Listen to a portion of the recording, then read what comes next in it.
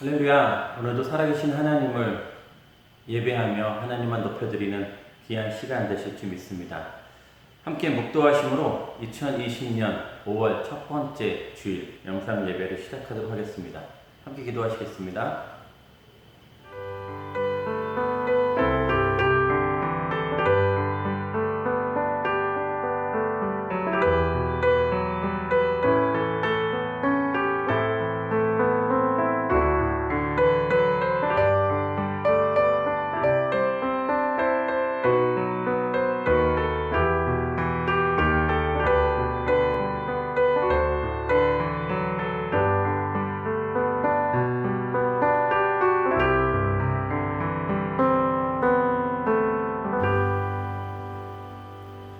사람아, 주께서 선한 것이 무엇임을 내게 보이셨나니 여호와께서 내게 구하시는 것은 오직 정의를 행하며 인자를 사랑하며 겸손하게 내 하나님과 함께 행하는 것이 아니냐.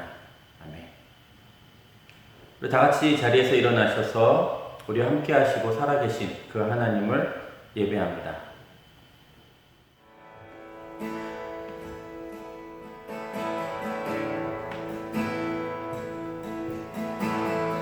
예수 우리 왕이여 이곳에 오소서 보좌로 주여 임하사 찬양을 받아 주소서. 주님을 찬양하오니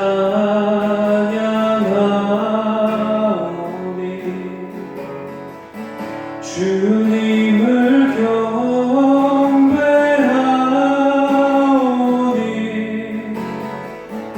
왕이신 예수여 오셔서 좌정하사 다스리소서.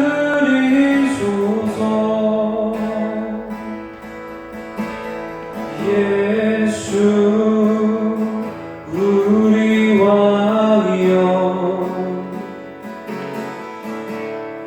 이곳에 오소서 보좌로 주여 임하사 찬양을 받아 주소서. 주님을 찬양하오니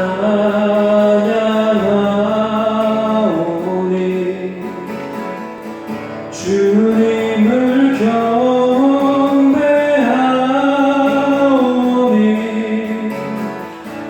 왕이신 예수여 오셔서 좌정하사 다스리소서.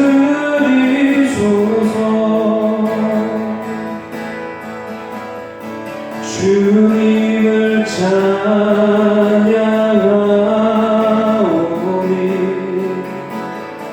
주님을 경배하오니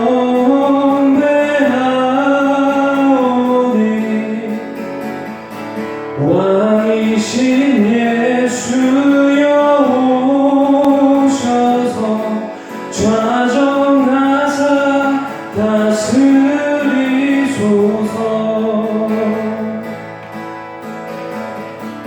왕이신 예수여 오셔서 좌정하사 다스리소서.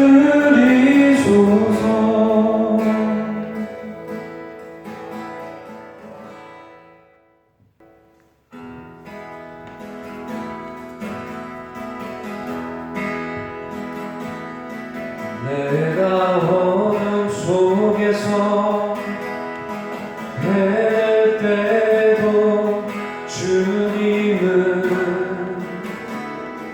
함께 계셔. 내가 시험 당하여 괴로울 때도 주님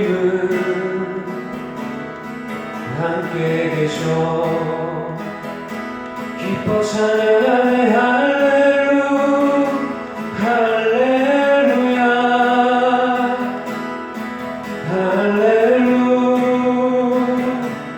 할렐루야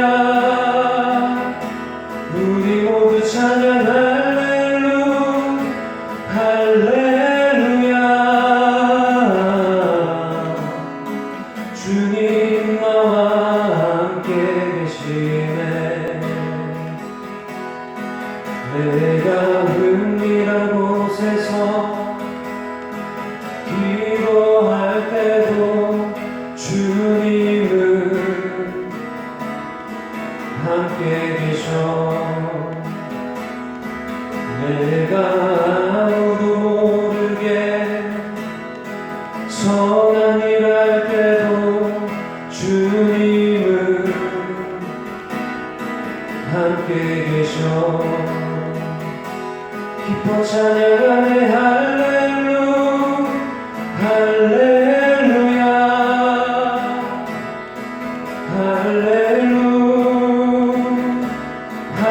할렐루야 우리 모두 찬양 할렐루야 주님 나와 함께 계시네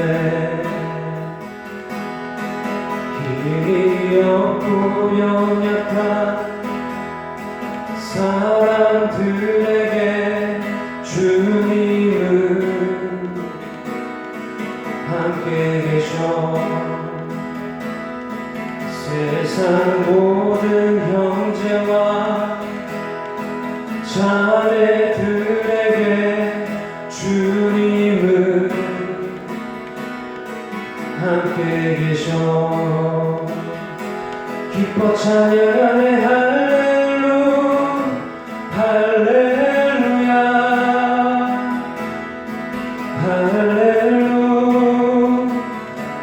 할렐루야 우리 모두 찬양 할렐루야 주님 나와 함께 계시네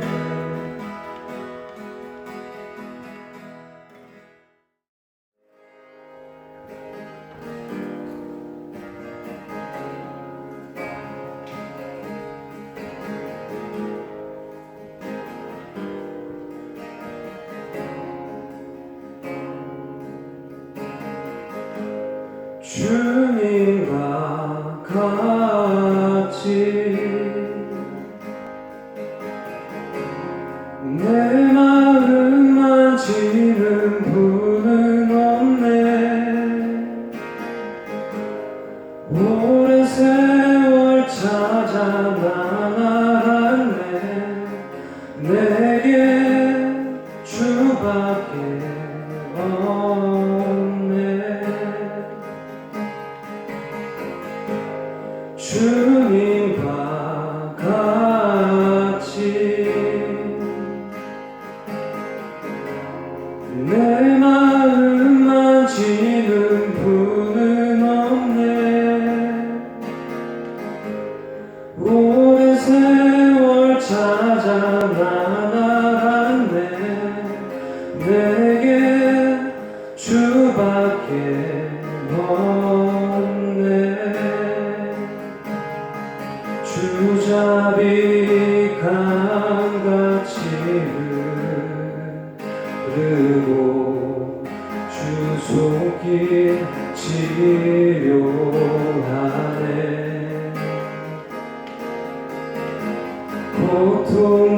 고통받는 자녀 품으시니 주밖에 없네 주님과 같이 내 마음 만지는 분은 없네 오랜 세월 찾아 나아갔네 주밖에 없네. 주님과 같이 내 마음 만지는 분은 없네. 오랜 세월 찾아 난 알았네. 내게 주밖에 없네.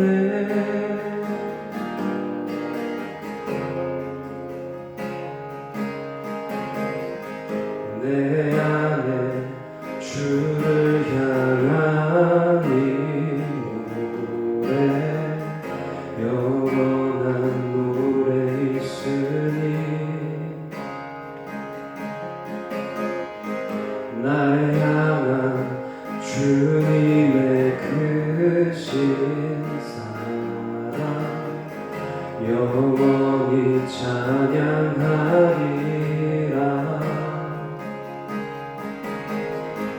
내 안에 주를 향한 이 노래, 영원한 노래 있으니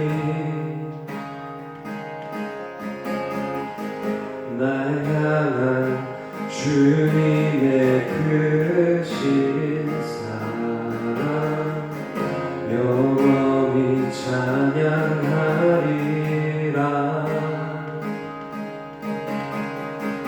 영원히 찬양하리라.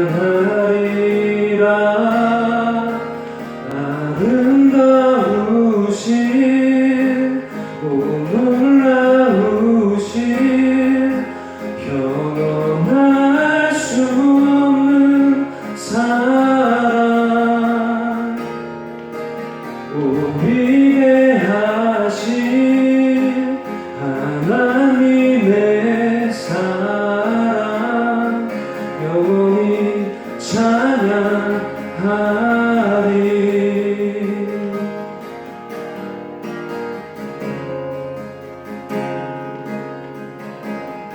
십자가 그 사랑 찬양하리.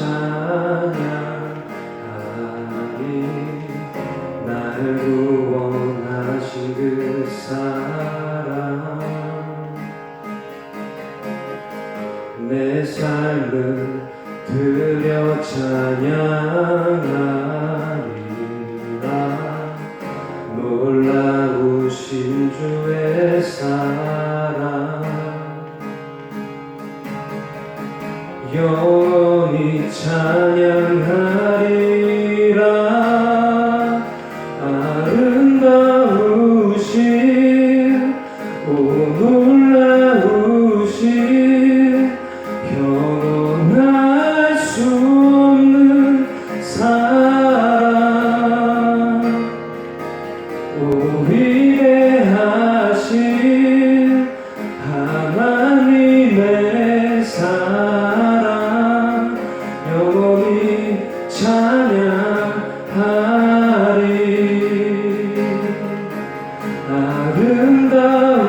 아름다우신 오 놀라우신 영원할 수 없는 사랑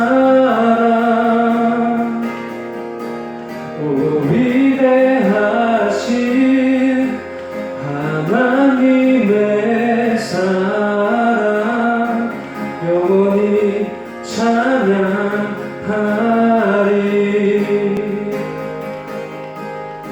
주와 같은 분은 없네. 이 세상 그 누구도 주와 같은 분은 없네. 누구도 비길 수 없네. 아름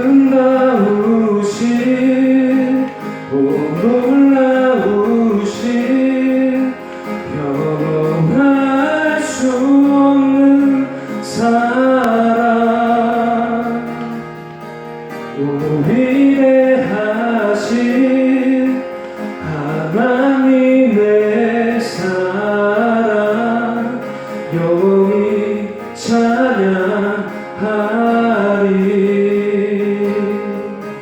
오 위대하신 하나님의 사랑 영원히 찬양하리.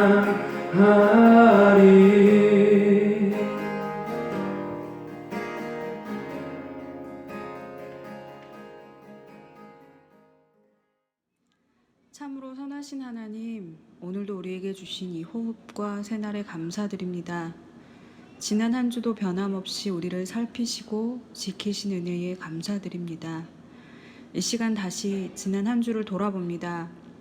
우리의 일상이 하나님 보시기에 어떠셨는지, 우리의 언행, 순간순간 품었던 우리의 생각과 마음이 삶의 예배로 드려지기에 합당한 것이었는지 돌아봅니다. 이 시간 우리 안에 남아있는 하나님이 싫어하시고 미워하시고 가증히 여기시는 것들을 보게 하시고 그것으로부터 온전한 돌아섬이 있게 해주세요. 오늘은 어린이 주일입니다. 우리에게 맡기신 귀한 자녀들을 이 시간 주님 앞에 올려드리며 부모된 저희들이 자녀를 노엽게 하지 않으며 주의 말씀과 훈계로 양육하게 하시고 말보다 삶으로 보여줄 수 있게 도와주세요. 이들이 하나님을 모르는 다른 세대가 아니라 부모의 믿음을 뛰어넘는 세상이 감당할 수 없는 믿음을 소유한 귀한 다음 세대가 되도록 축복해 주세요. 특별히 전 세계의 어린이들이 생계를 위협받지 않고 사랑받으며 꿈을 꾸며 미래를 준비하는 삶을 살도록 축복해 주시고 그 일에 믿는 자들의 행동과 실천이 따르게 해주세요.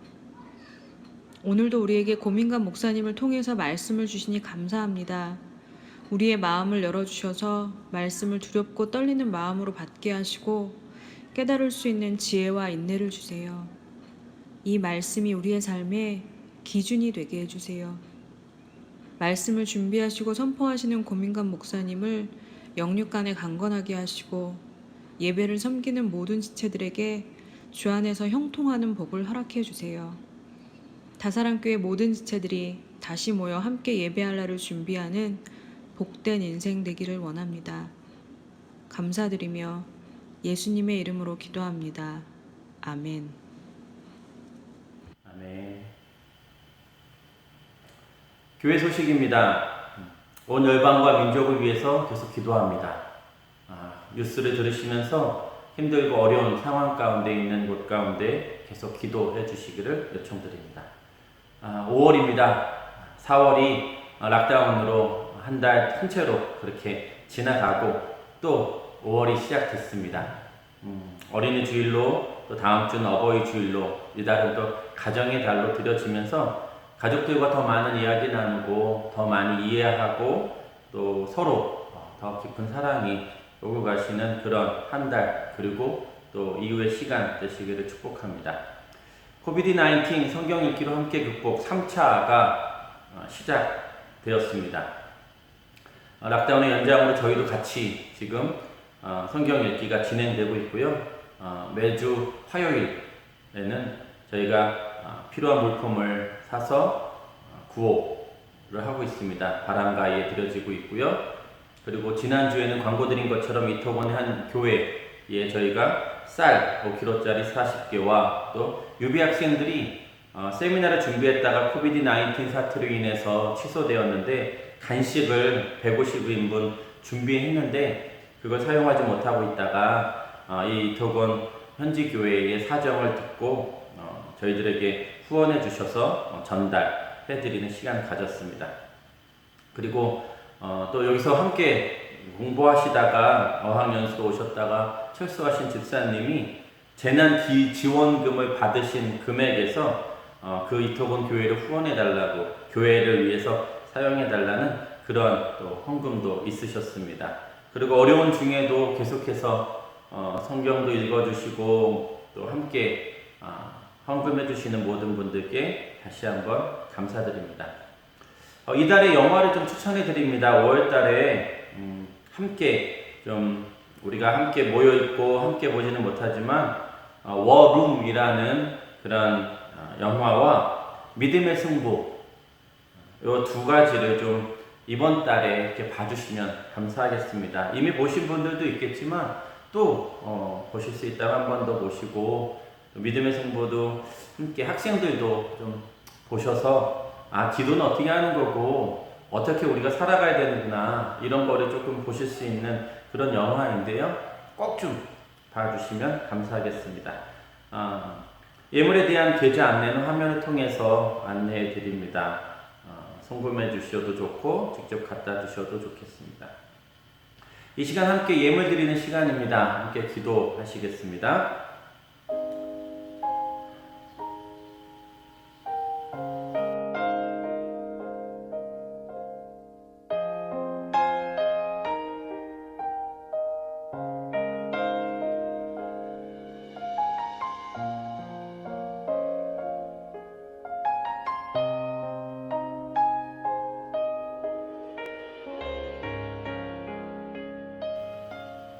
하나님 아버지, 코비드-19 사태로 인해서 우리가 함께 만나고 함께 모여서 예배드리지 못하지만 하나님 앞에 드려지는 예물은 끊어지지 않아서 감사합니다. 우리 마음이 이 신앙의 표현과 믿음의 표현이 드러날 수 있게 해주셔서 감사합니다. 누가 보고 누가 알고의 문제가 아니라 정말 하나님과 나와의 그런 관계에서 드려지는 예물 되게 하여 주시고, 또 기도하는 것은 정말 하나님께서 우리 안에 예배드리러 올 때에 무엇을 들고 오라고 말씀하신 것, 그것을 기억하며 아버지 앞에 드립니다. 하나님 그냥 빈손으로 나오라고 말씀하시지 않으셨었고, 없으면 없는 대로, 정말 적으면 적은 대로, 크고 작음의, 많고 적음의 문제가 아니고 정말 마음을 담아서 드려지는 예물을 하나님 기뻐 받으시는 줄 믿습니다.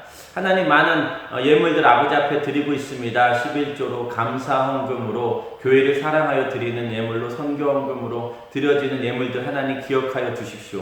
각 절기마다 드려지는 예물 또한 하나님 기억하여 주시고 흠양하시고, 그 예물이 쓰이는 곳마다 하나님의 영광이 드러나게 하여 주시옵소서. 하나님 또 바라는 것은 또 자녀의 생일을 맞이하여 드려진 예물이 있습니다. 하나님이 자녀가 하나님의 말씀 안에 잘 자라가게 하여 주시고, 만남의 복을 허락하여 주시고, 하나님 안에서 하나님께 쓰임받는 귀한 자녀 되게 하여 주시옵소서. 그 마음을 담아서 드려진 예물 기억하여 주시옵소서. 그대로 이루어지게 하여 주시옵소서. 또한 1000번째 예물로 드려지는 그런 자녀들을 위하여 드린 예물이 있습니다. 특별히 어린이 주일을 맞이해서 우리가 다시 한번 자녀들의 삶을 어떻게 해야 될지 돌아볼 때에 하나님의 1000번째 담은 우리의 마음이, 우리의 헌금을 하나님 받으시고 정말 우리가 바른 방향으로 기도하며 자녀들이 양육할 수 있도록 주님 도와주시옵소서. 다시 한번 감사드리고 하나님이 드려준 모든 예물들 하나님만 영광 받아주시옵소서. 예수님 이름으로 기도드립니다. 아멘. 오늘 하나님 말씀은 사무엘상 2장 30절 말씀입니다. 함께 읽으시겠습니다. 나를 존중하는 사람들을 내가 존중할 것이고 나를 멸시하는 사람들을 나도 멸시할 것이다. 아멘. 하나님, 오늘 어린이 주일로 다음 세대를 위해서 또한 그들을 양육하고 케어하며 정말 하나님 앞에 맡겨진 이 자녀들을 어떻게 양육해야 되는지 그런 시간들, 깨우침이 있는 시간 되게 하여 주시옵소서. 그런 말씀 되게 하시고 하나님께만 영광 돌리는 귀한 시간 되게 하여 주시옵소서. 감사드리고 예수님 이름으로 기도드립니다. 아멘. 오늘은 교회력으로 어린이 주일입니다. 그래서 초등학생뿐만 아니라 청소년, 청년들에 관련된 또 이야기를 나누고, 또 부모님들께 어떻게 자녀 양육을 해야 되는지 좀 그 이야기가 포커스가 될 것 같습니다. 저도 두 아이를 키우고 있지만 이렇게 어린이 주일 자녀 양육을 위해서 어떻게 해야 되는지 참 모르고 지나온 시간들도 참 많고, 알면서도 참 놓치는 부분도 참 많고, 하나님께 죄송할 그런 시간들도 참 많습니다. 아이들에게도 미안하기도 하고요. 우리가 한번 이 말씀 같이 나누면서 다시 우리의 가정을 돌아보고 자녀들을 돌아보고 어떻게 양육해야 되는지 좀 볼 수 있는 그런 시간이 되기를, 저와 여러분에게 그런 도전의 시간이 되는 그런 말씀이었으면 좋겠습니다. 오늘 제목은 크리스찬 부모가 천국에서 하는 후회라는 제목입니다. 어떤 목사님의 말씀에 이렇게 하셨더라고요. 크리스찬 부모가 천국에 가서 하는 후회가 어떤 후회냐라고 질문하셨어요. 크리스찬 부모가 천국에서 하는 후회? 그게 뭘까? 천국에서 후회를 하나요? 라고 질문하시면 안 된다는 얘기예요. 그게 성경적이에요? 무슨 근거가 있어요? 이런 접근 말고 지금 이야기하는 것은 크리스찬 부모가 천국에서 할 수 있는 그런 후회가 있다는데 그것이 무엇이냐면 그 목사님 말씀하시는 것이 내 자식들이 천국에 못 오는 것이라고 하는 겁니다. 크리스찬 부모님들은 열심히 하나님 믿었어요. 잘 살았습니다. 그리고 천국에 갔어요. 때가 됐지만 와야 할 내 자식들이 천국에 못 오는 것을 보고 후회하게 된다라는 그런 이야기였습니다. 단순한 예화이고 단순한 이야기일 뿐이지만 참 많은 생각을 하게 되는 그런 이야기이기도 합니다. 자식 사랑하지 않는 부모가 어디 있고 자식에게 좋은 것 주지 않고 싶은 부모가 어디 있을까요? 성경 말씀에도 나쁜 부모일지라도 자식에게는 좋은 것을 주려고 한다라고 나와 있습니다. 내가 있어서 자식들의 필요를 다 채워주는 것 아니고 부모님들이 아끼고 부모님들은 안 쓰고 부모님들은 못 쓰고 아끼고 절약해서 자식들 필요한 것들을 채워주시는 게 그게 부모 아니겠습니까? 자식 키우면서 버겁지 않은 분들이 누가 있고 어떤 부모님들이 마음껏 주실 수 있냐는 거죠. 나는 못 먹어도 자식들은 먹으라고 하는 게 그게 부모의 마음 아닙니까? 치킨이 먹고 싶은 아빠가 자녀들에게 질문을 하는 거죠. 너 치킨 먹고 싶지 않냐? 라고 이야기하는 겁니다. 그러면 애들이 뭐라고 그래요? 당연히 먹고 싶다고 그래요. 1인 1닭 뭐 이런 얘기 하잖아요. 근데 자신은 먹고 싶어서 그것을 시키지 마음껏 시키지 못하는데 자녀들이 먹고 싶어요 라고 이야기하면 그냥 시켜주는 게 그게 그래서 곁다리도 좀 먹어보는 게 그게 부모 아니겠습니까? 자녀가 먹고 싶다고 자녀가 없다고 자녀가 필요하다고 이야기하면 그냥 해주고 싶은 것 나는 못해도 자녀들이 원하면 해주고 싶은 게 그게 부모 아니냐는 겁니까? 우리가 잘 아는 G.O.D의 어머니라는 노래 있습니다. 제가 이렇게 예화 때 설교 예화 때 G.O.D의 지난번 그 잘가 행복 이것도 있었는데 G.O.D의 또 어머니라는 또 노래가 있어요. 불러드릴 수는 없고 이게 가사는 이렇습니다. 리듬 타실 분들은 타시고 어려서부터 우리 집은 가난했었고 남들 다 하는 외식 몇 번 한 적이 없었고 일터에 나가신 어머니 집에 없으면 언제나 혼자서 끓여 먹었던 라면 그저 라면이 너무 지겨웠어 맛있는 것 좀 먹자고 대들었어 그러자 어머님이 마지못해 꺼내신 숨겨두신 비상금으로 시켜주신 짜장면 하나에 너무나 행복했었어. 하지만 어머님은 왠지 드시지 않았어. 어머님은 짜장면이 싫다고 하셨어. 어머님은 짜장면이 싫다고 하셨어. 와 이런 노래예요. 어머니 짜장면이 싫으실까요? 그래서 안 드시는 걸까요? 자녀들 먹인다고 먹고 싶은 것 마다하고 자신들의 필요는 등 뒤로 돌린 채 자녀들 중심으로 사시는 그런 부모님들. 이 세상의 부모가 그런 부모가 아닐까 싶습니다. 그리고 우리 부모님들, 지금 저와 같은 우리 부모님들은 지금 그렇게 살고 계시지 않겠나 싶습니다. 요즘 딸바보라는 말 많이 들어보셨죠? 제가 딸바보를 좀 찾아봤습니다. 딸바보란 딸을 각별히 아끼는 아버지를 가리키는 신조어래요. 없었던 말인데 나타났죠. 한 2010년도부터 사용되어 왔다고 합니다.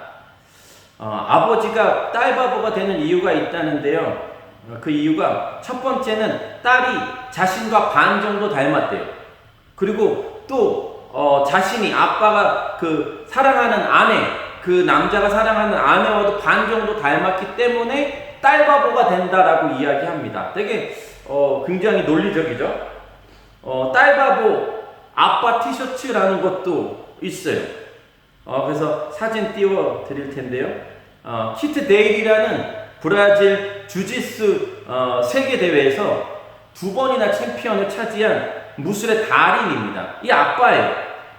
그래서 그 아빠가 이제 뭐 그 딸에게 티셔츠를 만들어가지고 보여주는 거죠. 접근하지 마, 막 이런 얘기입니다. 내가 이제 아빠 사진을 걸고 내가 이 아빠야, 나의 아빠는 이분이야라고 이야기하는 그런 티셔츠이기도 하고, 그 티셔츠 뒷면에 이렇게 또 적혀 있습니다. 내 딸과의 데이트를 위한 룰인데 10개라서 제가 10계명이라고 표현했습니다. 내 딸과의 데이트를 위한 10계명. 내 딸과 데이트를 하기 원한다면 이 10개를 지켜라라는 겁니다. 첫 번째, 직업을 가지고 난 뒤에 와라. 두 번째, 이해해라. 나는 네가 싫다. 세 번째, 나는 어느 곳에나 있다. 네 번째, 네가 그녀를 아프게 한다면 내가 너를 아프게 만들겠다. 다섯 번째, 30분 일찍 집으로 돌려보내라. 여섯 번째, 변호사를 준비해라. 모르겠어요. 일곱 번째, 내가 거짓말을 한다면 나는 알아낼 것이다. 겁나죠? 여덟 번째, 내 딸은 너의 점령지가 아니라 나의 공주님이다. 아홉 번째, 나는 감옥에 또 가도 좋다.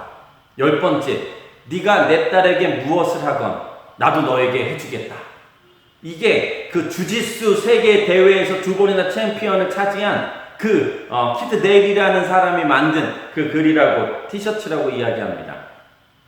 이 부분에 있어서 멘탈이 강한 부모가 하지 않는 13가지 행동들이라는 책을 낸 에이미 모린이라는 심리학자이시며 베스트셀러 작가인 분이 이 딸바보 아빠의 양육법, 이것에 대해서 조금 더 이 13가지 이렇게 하면 좋겠다라는 것으로 좀 바꾼 그런 이야기가 있어서 한번 나눠봅니다. 딸바보 아빠의 양육법. 정말 딸을 사랑하는 건 너무 좋죠. 그리고 그 딸을 보호하는 것도 너무 좋죠. 그 딸이 안전하게 잘 자라게 하는 것, 인생을 끝까지 행복하게 사는 거 정말 좋죠. 근데 그것이 그 딸 바보만의 그 사랑이 어떠한지, 조금 고쳐야 될 점이 무엇인지를 지적하고 있습니다. 자식 스스로 자신감과 책임감을 키우는데 방해가 된다는 거죠. 자식을 보호하고 실패하지 않도록 잡아주려는 부모의 행동들이 오히려 자식이 스스로 강하고 당당하게 클 수 있는 기회를 가로막고 있다고 말하기도 합니다. 그래서 그 중에 13가지 중에 3가지를 이렇게 이야기하고 있습니다. 첫 번째, 멘탈이 강한 부모가 하지 않는 13가지 행동들 중에 3개는 첫 번째는 과잉보호입니다. 자식을 보호하려는 그 행동은 부모님들의 본능입니다. 그렇게 해야죠. 보호하는 게 맞습니다.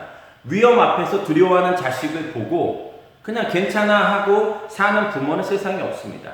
그래서 이 자식이 두려움이나 불안감을 느끼지 않도록 최대한 보호막을 치기 시작한다는 거죠. 그러나 너무 자식을 안전하게 키우면 스스로 위험을 극복할 수 있는 능력을 개발하지 못하게 되고, 부모가 자식을 과보호하면, 과잉보호하면 자식은 한 번도 이렇게 자라면서 위험이나 어려움을 겪어보지 못하게 되고, 따라서 스스로 참고 극복하고 그것을 뭔가 해결하는 능력도 키우지 못하게 된다는 겁니다. 정말 좀 위험할지라도 자식이 스스로 겪어보도록 내버려 두기도 하고, 정말 자식에게 있어서 이 부모는 인생의 가이드가 되어야 되는 거지 보호자나 보디가드가 되면 안 된다라고 이야기하고 있습니다. 이들은 어려운 일이 닥치면 어떻게 자신이 해결해 보려고 하는 것이 아니라 부모에게 바로 의존하기 시작한다는 말씀입니다. 두 번째, 실패 혹은 실수를 방지해 주는 겁니다. 자식이 넘어지려 하면 모든 부모는 자동 반사적으로 달려가 자식이 넘어지지 않도록 붙잡습니다. 어렸을 때 저희 아이들도 막 이렇게 배로 막 기어다니기 시작했죠. 그러다 조금 나아지면 조금 일어나서 기어다니기 시작하고 그 다음 일어나려고 막 노력합니다. 그러면 그날은 정말 부모에게는 정말 행복한 날이죠. 우리 아들이 걸었어, 일어났어, 꼭 뛴 것처럼 막 그렇게 기뻐하고 즐거워하는 부모들입니다. 근데 자식이 일어나려고 할 때마다 도와주고, 아이들이 걸으려고 하는데 그냥 안아주고, 위험해, 안 돼, 막 걷기 시작했을 때 막 달리거든요. 막 가다가 엎어지기도 하고 까지기도 하고 막 울기도 하고 그러는데, 그렇다고 해서 그 모든 것을 다 그냥 안아주고 업어주고 그냥 어떤 유모차에 태워주기만 하면 아이들이 일어나는 거, 걷는 거, 뛰는 거 잘 못할 수도 있죠. 자식의 큰 실패를 겪기 전에 최대한 사전에 구해주고 싶은 건 부모의 마음입니다. 작은 실수라도 하지 않도록 부모가 완벽하게 준비해주고 싶어 하죠. 근데 이 저자는 자식이 실패나 실수의 경험 없이 자라도록 부모가 양육하면 자식은 실패와 실수에 대한 책임감을 깨닫지 못한다고 합니다. 실패와 실수를 극복하고 재기하는 법을 배우지 못하게 된다고 한다는 거죠. 실패와 실수가 인생의 가장 큰 그리고 중요한 교훈이기도 하고 선생이기도 합니다. 비록 실패를 하더라도 내버려두고 자식이 스스로 일어날 수 있고 그것을 해결할 수 있는, 그것을 깨우치고 그것을 부딪혀 볼 수 있는 기회를 갖도록 해야 한다는 겁니다. 또한 실패와 실수를 하고 그 결과에 대한 책임도 져봐야 된다는 거예요.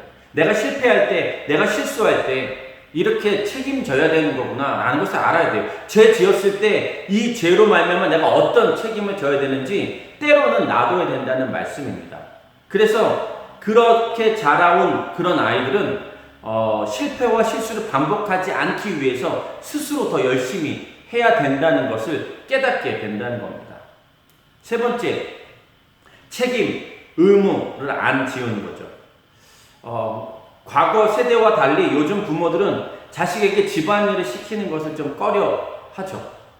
또 필리핀에서는 또 이렇게 일하는 이들이 또 도와주기도 하니까 더 집안일을 안 하게 되기도 합니다.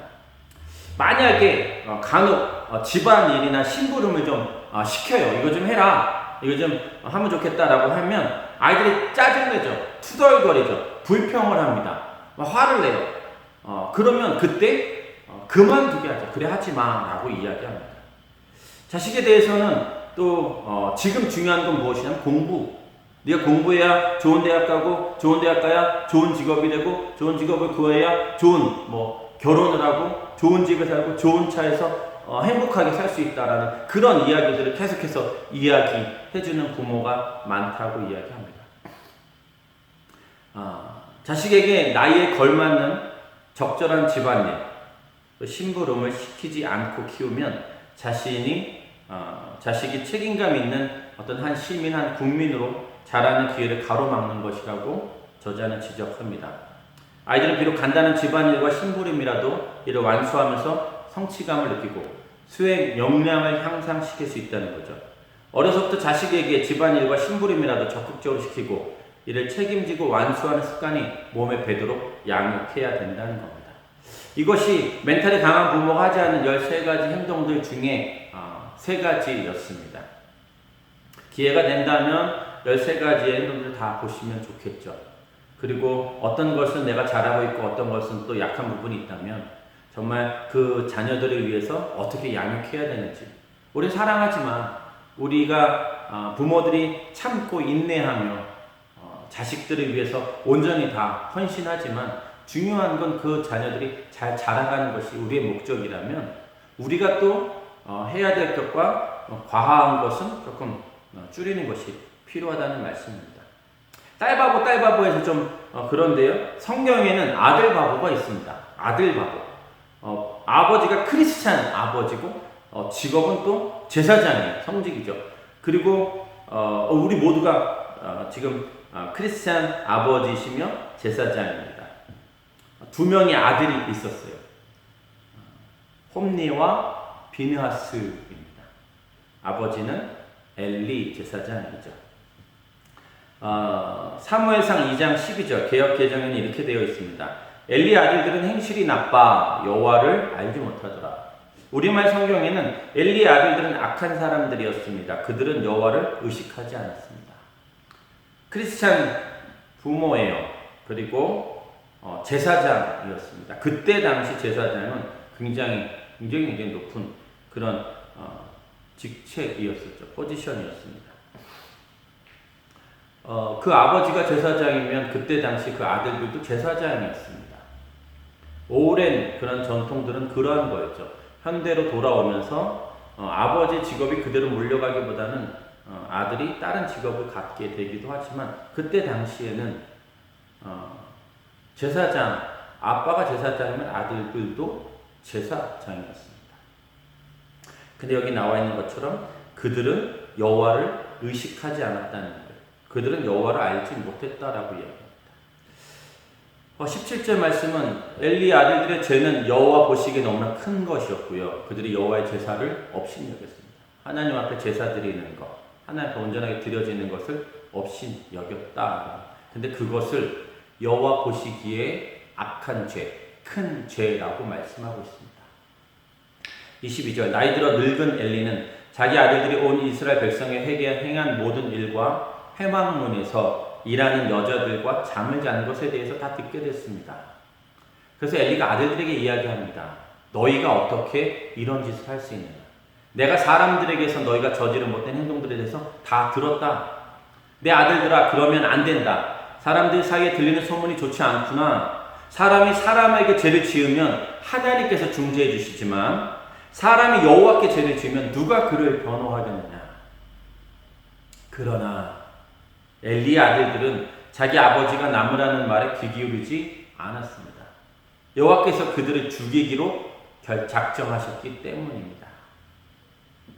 제사장 엘리, 아버지 엘리의 말은 다 옳은 말이었습니다. 그러면 안 된다. 사람이 사람에게 죄를 지으면 하나님께서 중재해 주시지. 그러니까 우리가 제사를 드리거나 그 가운데 하나님께서 역사하셔서 그 일들을 중재해 주시겠지만 사람이 여호와께 죄를 지으면 누가 그를 변호하겠느냐. 그때는 길이 없다. 아들 그렇게 하지 말아라. 그 죄에 대한 징벌은 반드시 있을 것이다. 라고 이야기했어요. 하지만 중요한 건 무엇이냐면 이 성경에 나온 것으로 봐서는 그리고 이 엘리의 두 아들들의 태도를 봐서는 꾸짖기만 할 뿐 죄에 대해서 직접 다루거나 강력한 조치를 취하지 않은 것으로 보여집니다. 결국은 이 아들들이 이 아버지 엘리의 책망을 무시하죠. 그들의 타락과 방종은 돌이킬 수 없을 정도로 극에 달았고 하나님 그들이 심판받도록 그 악한 마음과 행위를 내버려 두셨다라고 이야기합니다. 사무엘상 2장 27절입니다. 그쯤 하나님의 사람이 엘리에게 왔죠. 여호와의 말씀입니다. 내가 내 조상들이 이집트에서 바로의 억압 아래 있을 때 그들에게 나를 분명히 나타내지 않았느냐. 내가 이스라엘 모든 지파 가운데 내 조상을 선택해 내 제사장이 되게 하고 내 제단에 올라가 분향하고 내 앞에서 에봇을 입게 했다. 또한 이스라엘 백성들이 드리는 모든 화제를 내 조상의 집에 주었다. 그런데 너희는 어째서 내 처소에서 내게 바치라고 명령한 내 제물과 예물을 업신여기느냐. 하나님 앞에 드려지는 것 같이 이 아들들이 건들기 시작했습니다. 그걸 가져가기 시작했죠. 그것을 먹기 시작했습니다. 왜요? 하나님 무시했기 때문에. 하나님 업신여겼기 때문에. 하나님께 드리는 제사가, 하나님께 드리는 예배가 그들에게는 아무것도 아닌 것처럼 보였기 때문입니다.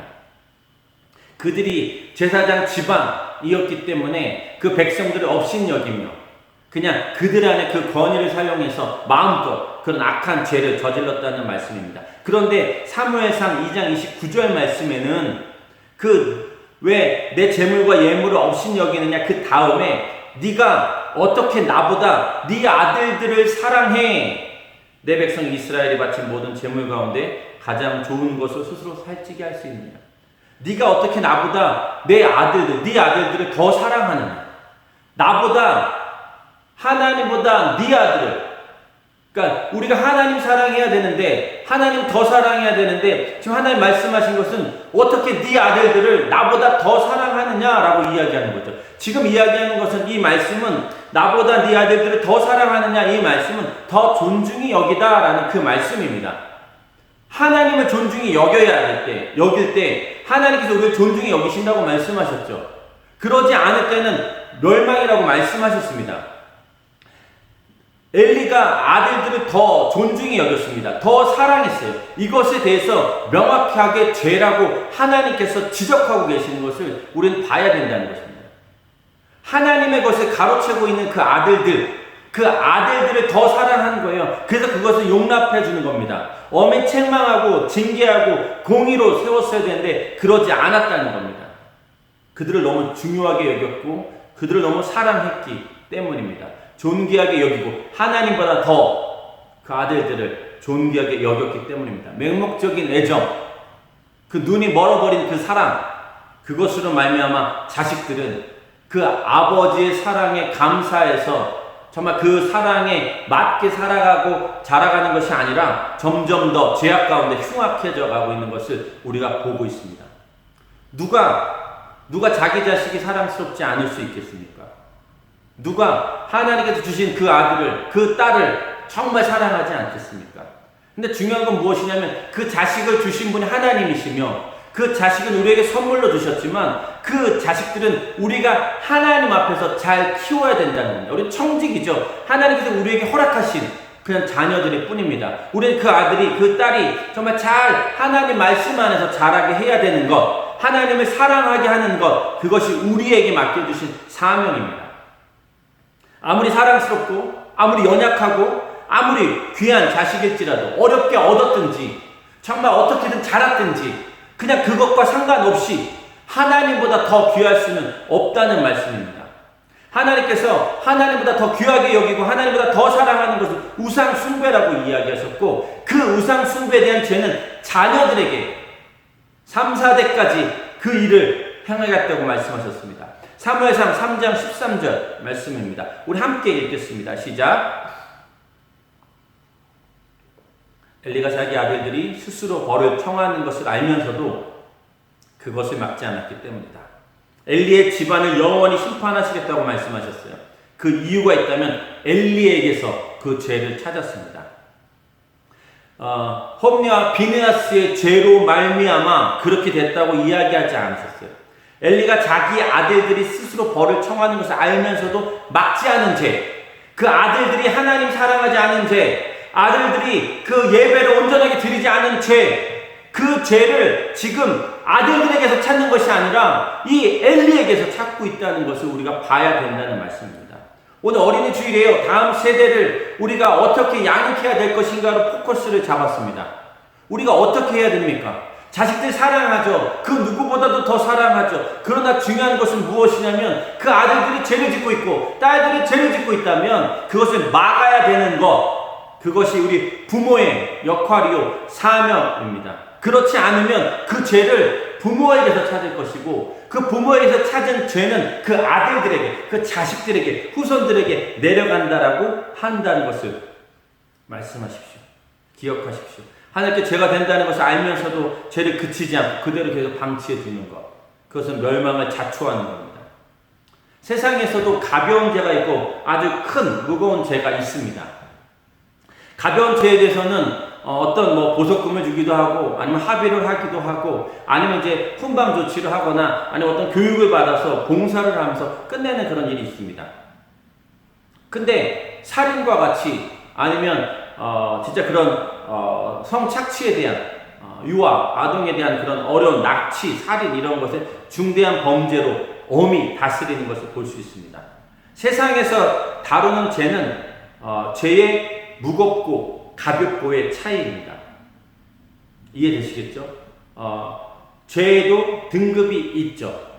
그래서 사람을 상해하지 않는 것, 그것에 대해서는 또 조금 더 낮게 하고 그거에 따른 처벌을 하고 살인, 그 외에 정말 악독한 그런 죄가 있다면 그것에 대해서는 더 강력하게 조치를 취하는 걸 볼 수 있습니다. 중요한 건 무엇이냐면 하나님 앞에서의 죄는 어떠한 처리를 받냐는 거죠. 하나님께서 하나님께 용서받을 수 없는 죄의 기준은 죄의 크고 작고가 아닙니다. 큰 죄를 지었다고 하나님이 용서하지 않으신다는 말씀은 아닙니다. 그렇다 큰 죄를 짓자는 얘기는 아니겠죠. 작은 죄를 지었는데 그 작은 죄도 it's okay 되진 않는다는 말씀입니다. 하나님 앞에 죄는 어떤 게 문제냐면 고의성의 여부에 달려 있습니다. 아무리 큰 죄라도 그것이 실수고 정말 부지 중에 했었던 일 또는 회개하고 하나님 앞에 정말 자복하며 그 방향을 바꾸고 그런 일들이 있을 때는 하나님 용서해 주시겠다고 약속하셨죠. 그러나 중요한 건 무엇이냐면 사소한 죄일지라도 고의적인 거라면 하나님의 용서를 받기 어렵다는 겁니다. 왜냐하면 그것이 무엇이든 하나님의 법을 적극적으로 거스르는 거죠. 하나님을 대항하는 겁니다. 하나님 반역하는 거예요. 하나님 대적하는 겁니다. 그것을 죄의 크기와 상관없이 악질적인 죄로 나누게 된다는 말씀입니다. 알면서 하나님 부정합니다. 알면서 선을 행하지 않아요. 알면서 하나님 멸시해줘. 알면서 예배를 멸시합니다. 알면서 예배를 소홀히 여겨요. 하나님을 알되 하나님을 영화롭게 하지 않습니다. 그게 로마서 1장 21절과 히브리서 6장 4절과 6절에서 이야기하고 있습니다. 다 알아요. 하지만 알면서 안 하거나 알면서 반복하는 건 하나님을 욕되게 한다는 겁니다. 다시 말씀드리면 더 깊은 이야기를 나눠야 되지만 오늘은 이렇게만 나누겠습니다. 하늘의 신령한 복들을 받았어요. 속죄함, 죄사함을 받았습니다. 십자가도 알아요. 십자가도 체험했습니다. 거듭났어요. 그리고 성령 하나님이 내 안에 계셔서 역사하시는 것도 알아요. 그리고 부활 소망을 가졌습니다. 천국 소망 가졌어요. 말씀을 통한 위로도 받았습니다. 하나님의 도우심도 경험했어요. 성령의 능력으로 살아봤습니다. 그러나 충분히 누리고 충분히 체험했음에도 불구하고 모든 영적인 은혜와 능력과 축복을 누렸음에도 불구하고 하나님을 배반하는 것, 하나님을 저주하는 것, 그것도 공식적인 자리에서. 그것이 유대인들이 지은 죄죠. 십자가에 못 박으라고, 십자가에 예수 그리스도를 못 박으라고 했었던 그 유대인들의 죄가 이 안에 들어갑니다. 왜요? 하나님의 놀라운 역사를 경험했어요. 하나님 어떤 분이신지 압니다. 하나님의 놀라운 그런 것들을 다 경험한 자들이 그럼에도 불구하고 많은 사람들 앞에서 하나님을 반역하기 시작한 그 배반과 반역의 죄, 내가 연약해서 짓는 죄, 내가 정말 어떻게 하다가 지어서 정말 하나님 앞에 죄송합니다, 잘못했습니다 하고 다시 앞에 하나님 앞에 회개하며 돌이키는 그러한 일들이 아니라 하나님 은혜를 경험했는데도 의도적으로, 고의적으로, 공개적으로 그렇게 죄를 짓는다면 그 죄는 용서가 되지 않는다는 말씀입니다. 성경에서 또 다른 한 사람, 아들 바보가 다시 그렇지 않은 것을 알려준 사람이 있습니다. 아브라함이죠. 100세 때 얻은 이삭입니다. 창세기 22장 말씀입니다. 여기서 말씀하셨어요. 내 아들, 네가 사랑하는 네 외아들 이삭, 모리아 땅으로 가자. 그리고 거기서 번제물로 바쳐라. 아브라함이 다음날 아침 일찍 일어났습니다. 나귀에 안정을 얹었어요. 하인 두 사람과 아들 이삭을 데리고 떠났습니다. 번제 쓸 나무도 준비해서 출발했어요. 모리아 산으로 갔습니다. 아브라함이 번제 쓸 나무를 자기 아들 이삭의 등에 지우게 했고요. 자기는 불과 칼을 들고 함께 걸어갔습니다. 22장 7절. 이삭이 자기 아버지 아브라함에게 말을 걸었습니다. 아버지, 왜 그러느냐 아들아? 불과 나무는 여기 있는데 번제로 드릴 양은 어디 있습니까? 내 아들아, 번제로 드릴 양은 하나님께서 친히 준비하실 것이다. 그리고 길을 갔습니다. 도착했죠. 하나님께서 말씀해 주신 곳에 이르렀습니다. 제단을 쌓았어요. 나무들을 잘 쌓아 올렸습니다. 그 다음에 이삭을 그 위에 올렸습니다. 그리고 아브라함이 손에 칼을 들고 아들을 죽이려고 했습니다. 여호와의 천사가 하늘에서 아브라함을 불렀죠. 아브라함아, 아브라함아, 제가 여기 있습니다. 그 아이에게 손대지 마라. 그에게 아무것도 하지 마라. 네가 내 아들, 곧 네 외아들까지도 내게 아끼지 않았으니 이제 네가 하나님을 경외하는 것을 내가 알았노라.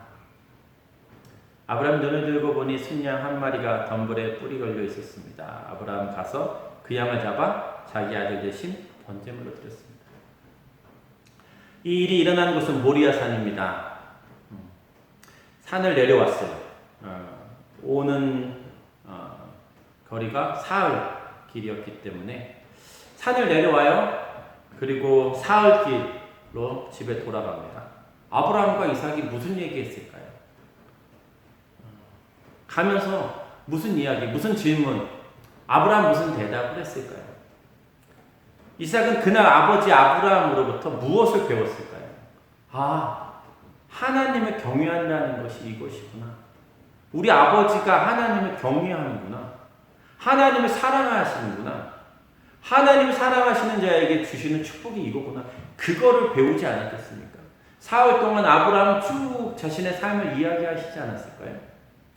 정말 하나님 앞에서 내가 정말 그 아들을 사랑했을 때, 하나님보다 아들을 사랑했을 때, 그때 하나님 얼마나 마음 아파하셨었던지 그거를 아브라함이 알지 않았을까요? 그리고 이 아들을 바치라고 하기까지 하나님 아버지의 그 마음 아픔을 이 아브라함이 느끼지 않았을까요? 그걸 좀 얘기해 줬겠죠. 이삭과 그 이야기들을 했겠죠. 정말 많은 이야기들을 하면서 하나님을 경외하는 내 아버지, 나를 사랑하시지만 하나님을 더 사랑하는 내 아버지, 그래서 나에게 더 큰 사랑을 줄 수 있는 내 아버지, 그 사랑, 그것을 느끼지 않았겠냐는 겁니다. 아브라함이 모리아 산에서 그걸 보여주셨어요. 그 자녀들에게, 그 이삭에게 보여줬다는 얘기입니다. 우리가 해야 될 것, 부모가 해야 될 것은 무엇이냐면 모리아 산에서 하나님을 경외하는 모습, 하나님의 말씀에 순종하는 부모, 정말 하나님을 사랑하는 그 모습. 내가 널 사랑하지만 하나님을 더 사랑한다. 그러나 하나님을 더 사랑하기 때문에 너희가 주는 사랑은 하나님, 그분에게 받은 그 헤세드의 사랑이다라는 것을 알려주지 않겠냐는 거예요. 하나님을 두려워하는 그 아버지, 사람들보다 어떠한 것보다 정말 하나님을 두려워해서 정말 두려워하는 그 하나님 앞에 경외함으로 정말 존귀히 여기며 그 하나님만 높여드리는 아버지, 그 어머니, 그걸 보지 않겠냐는 거예요. 그 모리아산이 내게 있냐는 겁니다. 자신의 자식들에게 보여줄 그 모리아산의 모습이 있냐는 거예요. 그 자식들이 위해서 정직하지 못한 삶, 거짓된 삶, 음란한 삶들을 살아가면서 어쩔 수 없어, 너를 위해서 이런 거야 라고 하는 그 어떤 것보다, 그래서 자식들이 편하고 잘 누리며 살아가는 것보다 더 중요한 건 하나님을 사랑하고 하나님을 두려워하는 아버지를 둔 자식이 그 누구보다 더 행복한 점 있습니다. 교회는 다니는데, 예배는 드리는데, 헌신은 하는데 교회에서와 집에서의 모습이 다른 어머니, 어떤 분이 얘기하는 거예요. 교회의 모습과 집에서의 모습이 달라요. 어떤 학생의 고민을 이렇게 이야기했다고 합니다. 누가 나의 엄마입니까? 집에서 화를 내는 엄마와 교회에서는 상냥한 엄마 중에 누가 나의 엄마입니까? 어느 엄마가, 어느 모습이 정말 그 엄마의 진실된 모습이냐는, 우리에게 참 많이 도전을 주는 이야기입니다. 크리스찬 부모로서 우리는 집에서도 긴장을 풀면 안 된다는 거죠. 정말 교회에서 하나님 앞에서 살듯이 우리가 가정에서 자녀들 앞에서 살아가야 된다는 겁니다. 그럴 때 자녀들이 그걸 배우겠죠. 자녀를 사랑하셔서 이곳 바교까지 왔습니다. 그리고 그 자녀가 잘 되기를 바라고요. 그렇다면 모리아산이 우리에게 있어야 되고 그들의 미래를 준비시켜 줘야 되는 겁니다. 저희가 잘 아는 요게벳의 노래에 이 내용이 잘 나와 있죠. 출애굽기 2장 1절에서 3절입니다. 레위지파 한 남자와 레위지파 딸이 결혼했고요. 임신을 해서 아들을 낳았어요. 너무너무 잘생겼습니다. 3개월 동안 숨겨두고 키웠죠. 더 이상 숨길 수 없어서 갈대 상자 하나를 준비하고 역청과 송진을 바르고 아기를 그 안에 누였습니다. 그리고 떠나버렸죠. 저희가 잘 아는 내용입니다. 애굽 땅에 이스라엘 백성들이 노예로 막 일을 하고 있는데 이스라엘 백성들이 너무 많아진 거예요. 번성하는 거죠. 그러니까 애굽의 왕 바로가 산하 제한을 시키기 시작했습니다. 안 돼. 아들 임신하고 아기가 태어났는데 아들이면 죽이고 딸이면 살려라. 이 명령을 내렸습니다. 이스라엘 백성들에게 그 명령을 시켰죠. 요게벳이 임신을 했어요. 아기를 낳았습니다. 아들이에요. 근데 아기가 너무나 잘생겼대요. 근데 여기서 잘생겼다라는 말은 그냥 외모에서 나타나는 그 애가 태어나서 잘생기면 얼마나 잘생겼겠어요. 근데 그게 아니라 여기서 잘생겼다는 것은 외모가 아니라 거기서 풍겨 나오는 느낌이라는 거예요. 그러니까 그 다음 말이 뭐냐면 3개월 동안 숨겨두고 키웠다고 이야기하고 있습니다. 근데 여기에 히브리어에는 여성 동사, 남성 동사 이런 게 있다고 하는데 거기에 여성 동사라고 이야기하는 그것은 무엇이냐면 이것을 너무나 잘생긴 것을 엄마가 깨닫고 엄마가 숨기기 시작했다라는 얘기를 하는 겁니다. 엄마의 의지죠. 근데 더 이상 키울 수가 없습니다. 더 이상 함께 있을 수 없어요. 더 이상 내가 데리고 있을 수 없어요. 더 이상 내가 위험으로부터 보호할 수 있는 그러한 데가 아니라 떠나보내야 되는 때가 지금 왔습니다. 그래서 갈대 상자를 가지고 왔어요. 이 갈대 상자라는 단어는 노아의 방주에서 나오는 방주에 똑같이 사용된 단어입니다. 갈대 상자와 방주의 단어, 히브리 언어 이 단어가 같다는 얘기죠. 이것은 무엇이냐면 이 두 곳밖에는 사용한 곳이 없는데 구원에 이르는 그 역사의 사용 가운데 사용되어진 이 상자, 방주라는 겁니다. 역청과 나무 진에 바르죠. 이 역청과 나무 진에 발라야 되는 거예요. 방수제입니다. 이것으로 말미암아 물이 들어오지 않고 이 아기를 잘 보호해 줄 수 있는 거예요. 이걸 발라야 돼요. 자녀들이 살아가야 하는 것을 준비해 줄 때 역청과 나무진이 필요한 거예요. 지금 우리 부모들이 역청과 나무진을 발라주고 있냐는 거예요. 그들에게 필요한 것, 정말 그들에게 필요한 것, 그것을 지금 준비해서 발라주고 있냐는 겁니다. 다른 걸 바르면 안 돼요. 요즘 유행하고 요즘에 세상에서 꼭 해야 된다는 거, 세상의 가치관이 세상에서 중요하다고 얘기하는 거, 그거 바르면 안 된다는 얘기입니다. 그게 좋고 그게 더 좋아 보여서 세상에서 강조하고 많은 사람들이 그걸 한다고 해서 그걸 하면 안 된다는 얘기예요. 역청과 나무 진이어야 돼요. 하나님께서 이 요게벳이라는 이 여인에게 정말 그것을 발라야 되고 그것이 정말 이 아이를 보호해 줄 수 있는 것이기 때문에 그걸 발라야 된다고 이야기하는 겁니다. 우리 미래를 위해서, 우리 자녀들이 잘 살기 위해서, 행복하기 위해서, 정말 하나님 앞에 쓰임받기 위해서 잘 사용하시도록, 잘 이끄시도록, 참 부모가 누구고 참 주인이 누군지 그걸 알기 위해서 그걸 발라주는 그 작업을, 깨닫게 해주는 그 작업을 해야 된다는 겁니다. 우리가 그걸 해야 돼요. 내가 좋은 거, 옆에서 얘기하는 거, 남들이 하는 거, 그거 하는 게 아니라는 얘기입니다. 가장 중요한 건 무엇이냐면 정말 하나님께서는 무엇을 원하시는지 그걸 알아야 된다. 그래서 오늘 세 가지만 이야기하고 말씀 마치겠습니다. 다음 세대를 위해서 우리가 해야 하는 것, 역청과 진처럼 우리가 발라줘야 되고 준비해줘야 되는 것은 무엇이냐? 첫 번째, 하나님 사랑입니다. 계속해서 반복되는 2주 연속으로 반복되는 말씀입니다. 너는 내 온 마음을 다하고 영혼을 다하고 힘을 다해서 내 하나님 여호와를 사랑하여라.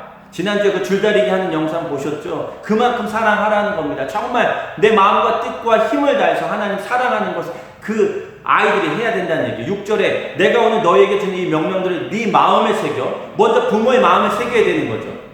부모의 마음에 하나님의 말씀이 새겨져야 되는 줄 믿습니다. 그래야 내가 무엇을 준비해줘야 되고 무엇이 중요하고 무엇이 귀한지 알아요. 정말 모리아산이 필요하다는 얘기입니다. 그것을 위해서 갈급해야 돼요. 그것을 위해서 우리 노력해야 되는 겁니다. 근데 7절 말씀에 너희 자녀들에게 잘 가르치되 너희가 집에 앉아 있을 때나 길을 걸을 때나 누울 때나 일어날 때 그들에게 말해주라. 또 너는 그것들을 내 손목에 메고 내 이마에 둘러라. 그것들을 너희 집 문설주와 대문에 적어두라 라고 말씀하십니다.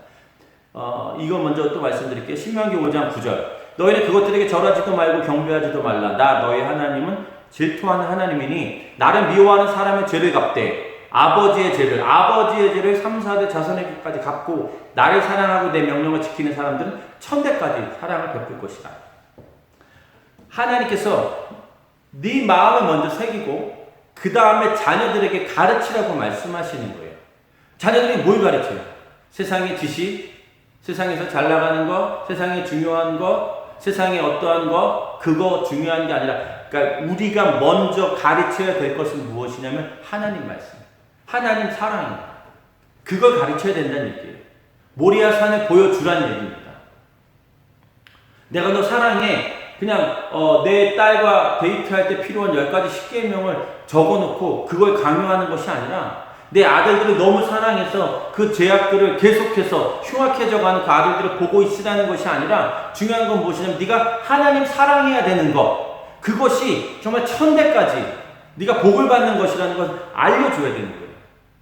그것을 우리가 알려주고 내 말이 아니라 세상 말이 아니라 세상에서 강조하는 말이 아니라 세상에서 유행하는 말이 아니라 하나님 말씀, 내가 아니라 하나님 그 말씀을 가르치시라는 그 말씀입니다. 여러분이 가지고 있는 지식과 신념과 경험, 세상에서 중요하다고 하는 이 모든 것, 그게 아니라 중요한 건 하나님의 말씀을 그들에게 먼저 가르치시기를 예수님은 축복합니다. 나보다 더 내 자녀를 더 사랑하세요. 그분이 우리 참 부모이십니다. 나보다 나의 자녀를 더 잘 아세요. 그분이 그들의 참 주인 되게 해 주십시오. 그리고 그분께서 이끄시도록, 그분께서 사용하시도록, 그분께서 정말 그의 삶을 구원하시도록 그렇게 해야 된다는 말씀입니다. 두 번째, 하나님을 존귀하게 여기는 거예요. 오늘 본문 말씀이죠. 나를 존중하는 사람들은 내가 존중할 것이고 나를 멸시하는 사람들은 나도 멸시할 것이다. 엘리 자손에게 그 심판을 내리시기 전에 하나님께서 엘리에게 하신 말씀입니다. 나를 존중하는 사람들은 내가 존중한다. 나를 멸시하는 사람은 나도 멸시한다. 지난주 에릭 리드 400m 결승전 달리는 장면 보셨죠?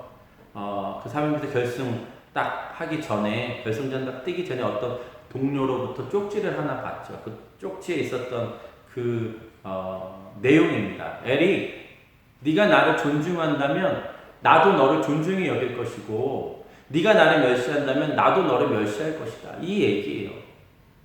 에릭, 너의 삶 가운데 네가 힘들고 어려운 일들을 닥칠지라도 그러나 그럼에도 불구하고 나를 존중한다면 정말 나를 사랑한다면 그렇게 해서 순종해서 그런 길을 간다면 나도 너를 존중히 여기겠다. 그렇지 않다면 나도 너를 멸시하겠다. 이게 에릭 리들이 갖고 있는 그 말씀이었습니다. 그걸로 달렸고 그래서 하나님께 영광 돌렸습니다. 자녀들이 이걸 좀 알기를 원합니다. 하나님을 존귀 여기며 그분께 드리는 예배를 귀하게 여기고 하나님의 말씀을 생명처럼 여길 수 있도록 하나님은 하나님 높이는 이들에게 놀라운 축복을 부어주실 거예요. 존귀 여기는 자를 존귀 여겨주실 겁니다. 하지만 하나님을 멸시한다면 하나님께 드리는 예배를 소홀히 여긴다면 하나님의 말씀을 사모하지 않는다면 하나님 또한 너희를 멸시하겠다고 말씀하신 것. 마지막 세 번째입니다. 자녀를 위하여 울어야 한다는 거예요. 누가복음 23장 28절 예수께서는 뒤돌아서 여자들에게 말씀하셨습니다. 예루살렘의 딸들아 나로 인해 울지 말고 너희 자신과 너희 자녀들을 위해 울라 합니다. 예수님께서 말씀하셨어요. 나를 위해 울지 말아라. 나로 인해서 울지 말아라. 너희가 울어야 될 대상은 너희 자신과 너희 자녀들이다. 너희 자녀들을 위해서 울라는 겁니다. 너희 자녀들을 위해서 기도하라는 거예요. 부모가 자식을 사랑한다면 눈물의 기도로 나타내라는 겁니다. 그 자식을 위해서 눈물을 흘리며 그 자식의 구원을 위해서 그 자식들의 그 죄 때문에 그들이 정말 잘못된 방향으로 가고 있어서 그들이 예배드리지 않아서 그들이 하나님을 멸시하고 하나님 예배를 소홀히 여기고 하나님의 말씀 가운데 나아가지 못하는 게 정말 가슴을 치며 같이 울자고 하는 거예요. 우리가 같이 이러한 눈물의 기도가 저와 여러분 가운데 있어야 될 줄 믿습니다. 자식 사랑하십니까? 그러면 사랑의 기도, 눈물의 기도로 나타내야 된다는 거예요. 우리가 잊지 말아야 될 것 또 하나 뭐냐면 우리는 그들을 위해서 무엇을 어떻게 기도할 것인가 조차도 모르는 부족한 부모임을 인정하셔야 돼요. 우리 연약합니다. 그 아들에게 정말 필요한 게, 그 딸에게 정말 필요한 게 뭔지 깨닫지 못하고 우리는 그냥 보여지는 대로 기도할 수 있다는 거예요. 물론 우리가 기도하는 것 좋지만 중요한 건 무엇이냐면 성령 하나님께서 이 자녀들을 위해서 무엇을 기도하게 하시는지를 그냥 성령에 이끌려서 기도해야 된다는 말씀입니다. 정말 우리는 그 자녀들의 미래를 위해서 어떤 것 하나 예측하면서 기도해 줄 수 없어요. 중요한 건 정말 그들에게 필요한 것은 돈이 아니고 더 나은 삶이 아니고 정말 필요가 채워지는 것, 남들에게 잘 보이는 것, 뭔가 넉넉하게 보이고 여유롭게 보이는 것, 그게 아니고 정말 그들에게 필요한 건 무엇이냐면 부모의 기도입니다. 부모의 믿음이에요. 모리아 산입니다. 좀 하나님을 존귀 여기는 그 모습, 하나님을 두려워하는 그런 부모의 모습입니다. 하나님을 사랑하고 이웃을 사랑하는 삶, 거룩한 삶, 그들이 살아가야 될 삶은 이런 삶이에요. 그럴 때 하나님 책임져 주십니다. 그럴 때 하나님 역사하시고 그 하나님께서 이끌어 주시며 사용해 주실 줄 믿습니다. 눈물로 기도하는 자녀 결코 잘못되지 않습니다. 어긋날 수 있어요. 잘못 갈 수는 있습니다. 그러나 그가 돌아올 거예요. 눈물을 흘리며 씨를 뿌리는 자가 기쁨으로 거두게 될 것이라고 하나님 말씀하셨습니다. 약속하셨어요. 언약입니다. 우리는 이 말씀 믿고 기도하는 거예요. 지금은 어쩌면 세상적으로는 남보다 잘 못 나갈 수도 있을 수도 있죠. 더 많이 누리지 못할 수도 있죠. 불편할 수도 있죠. 그러나 중요한 것은 무엇이냐면 그들이 하나님을 경외하고 하나님을 사랑하고 하나님을 존귀 여기는 그러한 자녀들로 자라가고 있다면 it's okay. 그건 하나님께서 기뻐하시고 하나님께서 책임져 주실 줄 믿습니다. 하나님 약속을 믿으시고 자녀들을 위한 눈물을 정말 하나님 앞에 흘리시길 예수님의 이름으로 축복합니다. 부모 학교에 학교라는 곳에서 이런 이야기를 했다고 합니다. 자녀가 똑똑하고 순종하며 공부를 잘하는 자녀를 둔 부모는 행복한 부모다. 근데 자녀로 인해 아픔을 경험하고 상처를 받고 슬픔에 있는 부모는 거룩한 부모가 된다. 때로는 자녀가 똑똑하고 순종 잘하고 공부 잘할 수 있어요. 잘 나갈 수 있어요. 정말 그렇게 다 될 수 있습니다. 행복한 부모이겠죠. 그런데 자녀로 인해서 아파요. 상처를 받습니다. 슬퍼요. 그러면 그런 부모는 거룩한 부모가 된다고 한다는 거죠. 자녀로 인해 행복하십니까? 자녀로 인해 거룩해지고 계십니까? 우리가 무엇을 선택해야 됩니까? 행복하시길 원하십니까? 거룩하시길 원하십니까? 둘 다 원하신다고 하실 수도 있을 것 같아요. 자녀로 인해 좀 어려움을 겪고 있는 그런 부모님들 계시다면 그들로 인해서 우리는 거룩해집니다. 그들로 인해 하나님 앞에 우리는 더 나아갑니다. 그리고 우리의 기도로, 우리의 눈물의 기도로 말미암아 그들이 거룩해질 것입니다. 마지막에 후회하는 부모가 아니라 기뻐하며 즐거워하시는 크리스찬 부모 되십시오. 그리고 자녀들에게 돈 많은 나에게 뭔가를 다 채워주는 그런 부모이면 좋겠지만 더 중요한 건 나를 위해서 기도해주는 엄마, 나를 위해서 기도해주는 아빠, 그러한 분들이 되시기를 예수님의 이름으로 축복합니다. 같이 이 시간에 기도하시는 시간 좀 가질까요? 잠깐 이렇게 찬양을 틀어주실 텐데요. 잠깐 이 시간에 기도하시고 제가 마무리 기도하도록 하겠습니다. 기도할 때는 이 시간에 하나님께 우리 자녀들을 좀 맡겨드리는 기도하시지 않겠습니까? 하나님 저에게 주신 자녀들의 참 주인은 하나님이십니다. 참 부모 또한 하나님이십니다. 이들을 이끌어 주시고 구원하여 주시고 사용하여 주시고 이들이 하나님을 경외하게 해주시고 하나님을 사랑하게 해주시고 하나님을 존귀 여기며 예배를 소홀히 여기지 않게 해주십시오. 또 저는 눈물로 이들을 위해서 기도하고 모리아산의 그런 놀라운 역사가 제 삶 가운데도 있게 하겠습니다. 그렇게 작정하시면서 같이 기도하시겠습니다. 너의 삶의 참 주인 너의 참 부모이신 하나님 그 손에 너의 삶을 맡긴다. 너의 삶의 참 주인 너를 이끄시는 주 하나님 그 손에 너의 삶을 드린다.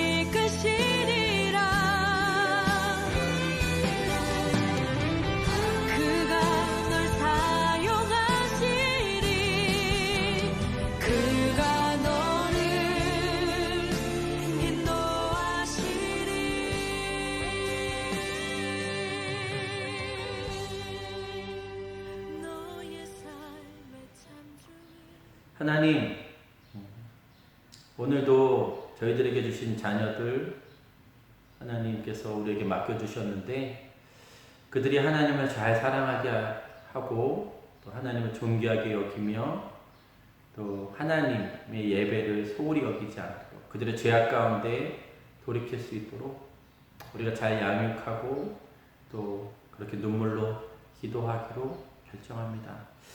하나님, 다시 한번 우리의 삶 가운데 하나님을 더 사랑하는 저희 되게 해주십시오.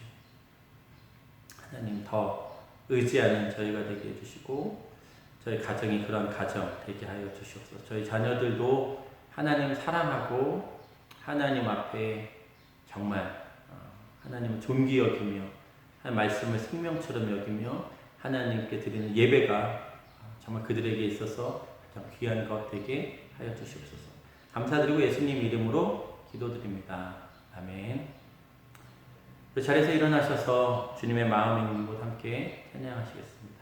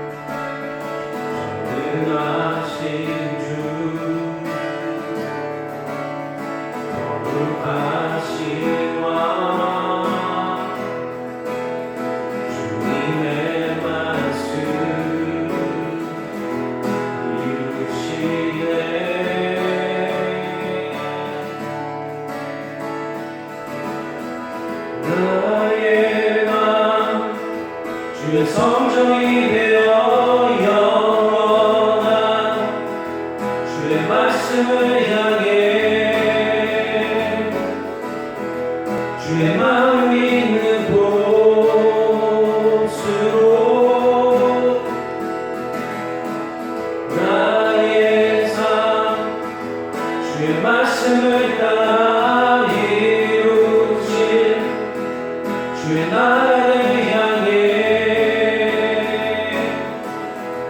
주의 신성 있는 곳 나의 마음 주의 성전이 되어 나의 마음 주의 성전이 되어 영원한 주의 말씀을 향해 주의 마음에 있는 곳으로 나의 삶 주의 말씀을 따라 이루실 주의 나라를 향해 주의 신성 있는 곳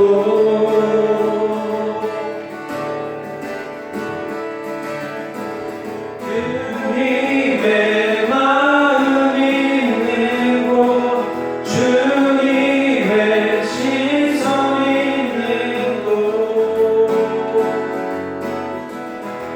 내가 있기 원하네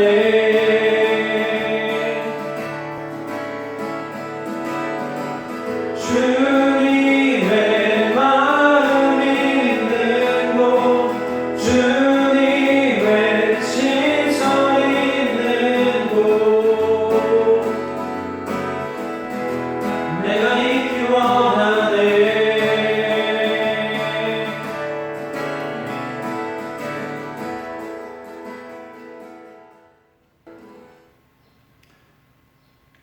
십자가에서 우리를 구원해 주신 예수 그리스도의 놀라우신 은혜와 독생자 아들을 아낌없이 허락하신 하나님 아버지의 극진하신 사랑하심과 성령 하나님의 감화 감동 위로 교통하심이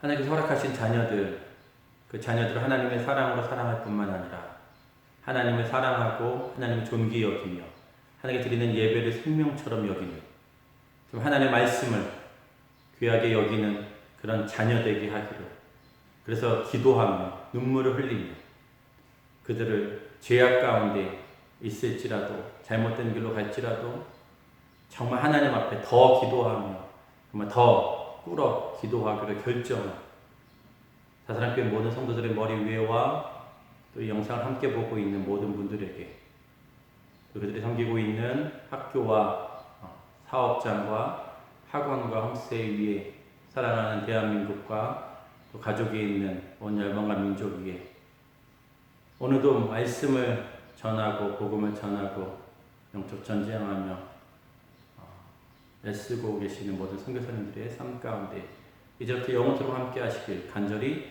축원합니다. 아멘. 1, 2, 3,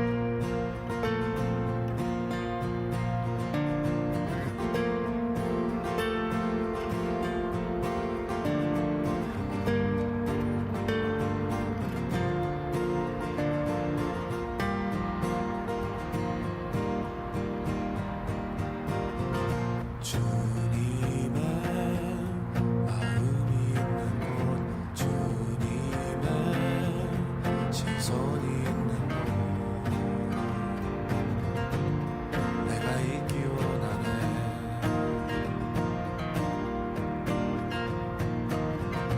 광야에 꽃을 피우시고 사막에 강물을 내시는 주의 놀라운 손길, 푸른 마르고 꽃은 시드나 주의 말씀은 영원하네.